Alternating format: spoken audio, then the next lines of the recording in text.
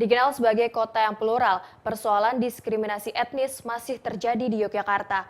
Zelio Siput, warga negara Indonesia yang tinggal di Yogyakarta selama 64 tahun, tak dapat memiliki sertifikat hak milik tanah karena keturunan Tionghoa. Siput yang kecewa mensomasi Gubernur DIY untuk mencari keadilan. Iki wingi tuku lemah, gitu. Beli tanah, terus kemudian kan diurus. Di BPN Kulon Progo ketemu Pak Fadil. Lah kok Pak Fadil bisa bilang kalau tanahnya nggak bisa diproses, tidak bisa diganti namanya Bu Siput. Alasannya lekondo Bu Siput ki Cina non pribumi lagi terus ketemu akal nih ngendi. Berarti diskriminasi. Ya diskriminasi toh.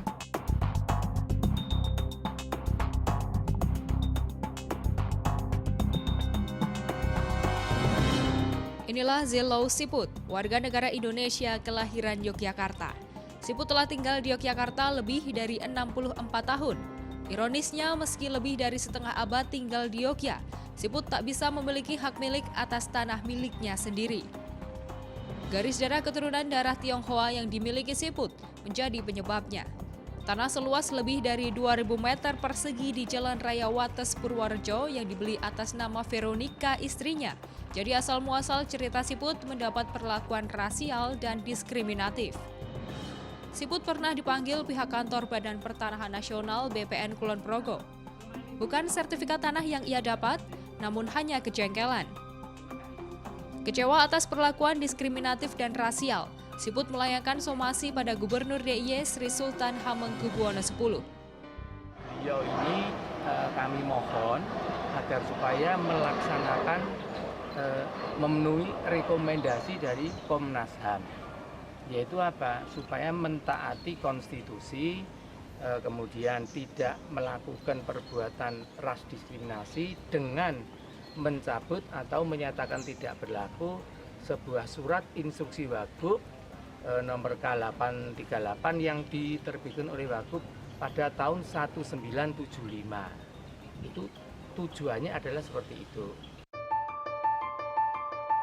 Agustus 2014, Komnas HAM merekomendasikan gubernur agar mencabut instruksi Wakil Gubernur nomor K898 tahun 75 yang melarang penerbitan surat hak milik tanah bagi warga non-pribumi.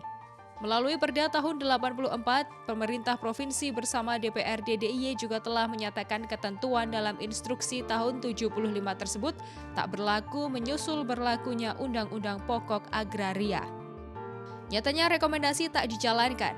Setahun kemudian Komnas HAM kembali layangkan rekomendasi bahwa kenyataannya tidak seluruh etnis Tionghoa pemodal kuat selayaknya warga asli. Namun BPN tetap enggan menerbitkan surat hak milik bagi warga keturunan Tionghoa. BPN menganggap instruksi Wagub tahun 75 masih berlaku karena dalam Undang-Undang Pokok Agraria belum diatur lebih lanjut mengenai hak milik sehingga peraturan adat dapat dijadikan sebagai pedoman. Yang jelas di UPA itu ada ketentuan di pasal 56 yang menentukan bahwa untuk undang-undang hak milik nanti akan diatur lebih lanjut, dan karena itu belum diatur lebih lanjut masih mengacu kepada hukum adat seperti itu. Itu ada di pasal 56 UPA. Yang dimaksud dengan hukum adat? Ya mungkin ketentuan lokal seperti ini kan, mungkin seperti itu. Kan seperti itu. Kalau ini aturan yang mengeluarkan keraton atau yang mengeluarkan institusi negara? Ini instruksi wakil gubernur, berarti negara kan Pak. Terlebih dengan terbitnya Undang-Undang Keistimewaan DIY di tahun 2012, hal-hal spesifik dalam pengaturan pertanahan di DIY semakin mendapatkan peluang, dan praktis peraturan yang terbit sebelumnya gugur. Siput bukanlah satu-satunya WNI keturunan Tionghoa yang merasakan perlakuan diskriminatif dan rasial. Ombudsman RI perwakilan DIY mencatat terdapat 6 laporan kasus serupa yang kini tengah diproses. Kasus diskriminasi kepemilikan tanah ini terjadi di Kulon Progo, Sleman, Bantul, dan kota Yogyakarta. Ombudsman berencana akan memberikan rekomendasi mengikat kepada pemerintah daerah DIY, terkhusus gubernur, setelah ada hasil konsultasi dengan para ahli di bidangnya. Dulu zaman Belanda memang Belanda membuat klaster itu. Ada keturunan timur, kemudian Eropa dan pribumi. Tapi tentu saja setelah Indonesia merdeka, nah khususnya setelah adanya Undang-Undang Pokok Agraria itu sudah tidak dikenal lagi pembagian kelas itu. Sehingga warga negara Indonesia tidak ada lagi harusnya predikat keturunan Tionghoa, keturunan Eropa. Pakar Hukum Tata Negara Universitas Islam Indonesia, Nikmatul Huda menilai masih diberlakukannya instruksi Wakil Gubernur yang melarang penerbitan hak milik tanah pada warga non-pribumi sudah tak relevan dan justru akan memicu terjadinya penyelundupan hukum. Artinya gini, hukum yang sekarang itu sudah dipantau oleh masyarakat, sudah diawasi oleh masyarakat implementasinya. Justru yang tindakan yang kontraproduktif seperti itulah memicu masyarakat untuk tidak taat nanti gitu kan. Dia akan mencari celah-celah hukumnya bagaimana supaya bisa memiliki atau menguasai sebidang tanah yang itu dilarang karena adanya satu hukum yang ketika itu diskriminasi positif gitu kan. Nah, dalam konteks sekarang ada penyelundupan hukum yang akan dilakukan kan gitu ya. Apakah dengan cara dititipkan dengan nama orang lain gitu ya yang sesungguhnya milik dia, dan itu malah tidak terbuka, menurut saya malah nggak bagus. Mending ditata kembali lah aturan hukumnya itu, apa yang membuat mereka nggak boleh gitu dalam konteks kekinian.